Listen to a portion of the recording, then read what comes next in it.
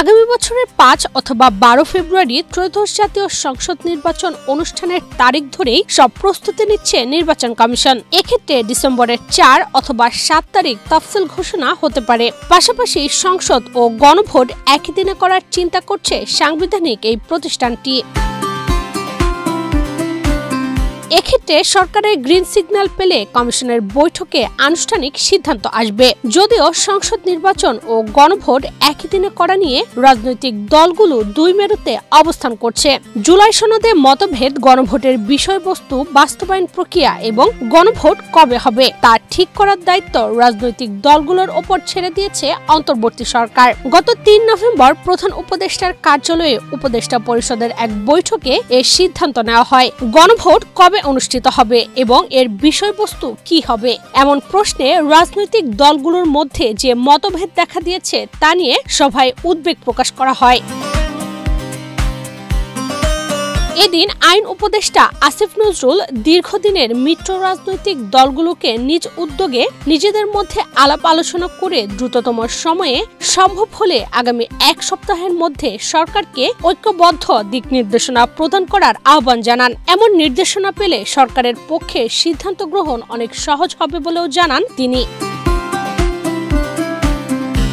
সংসদ নির্বাচন ও গণভোট একই দিনে করা নিয়ে ইসির পক্ষ থেকে আনুষ্ঠানিক বক্তব্য না এলেও কিছুদিন আগে নির্বাচন কমিশনার আব্দুর রহমান মাসুদ জানান, কমিশনার হিসেবে নয়, দেশের একজন জ্যেষ্ঠ নাগরিক হিসেবে তিনি মনে করেন একই দিনে জাতীয় সংসদ নির্বাচন ও গণভোট করলে কোটি কোটি টাকা বেঁচে যাবে।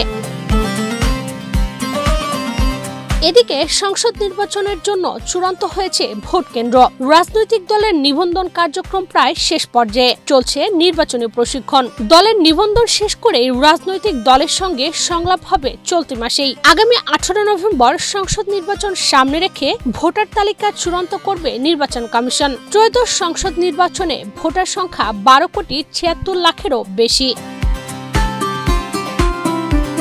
অন্যদিকে জাতীয় নাগরিক পার্টি, বাংলাদেশ আমজনগণ পার্টি ও বাংলাদেশের সমাজতান্ত্রিক দলকে নিবন্ধন দেওয়ার সিদ্ধান্ত নিয়েছে নির্বাচন কমিশন। ১২ নভেম্বর পর্যন্ত দাবি আপত্তি নিষ্পত্তি করে নিবন্ধনের চূড়ান্ত সনদ দেবে নির্বাচন কমিশন।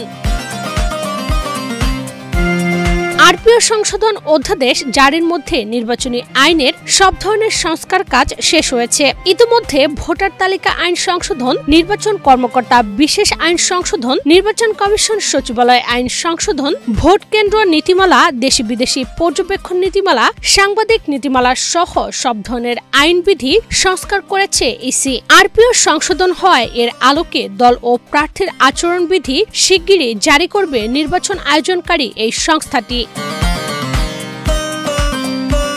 এছাড়া প্রথমবারের মতো প্রবাসী বাংলাদেশিদের ভোট নেওয়ার আয়োজন হচ্ছে আইটি সাপোর্টেড পোস্টাল ব্যালটের মাধ্যমে। প্রায় ২৫০০ কোটি টাকার সংসদ নির্বাচনে ১০ লাখের বেশি লোকবল নিয়োজিত থাকবে।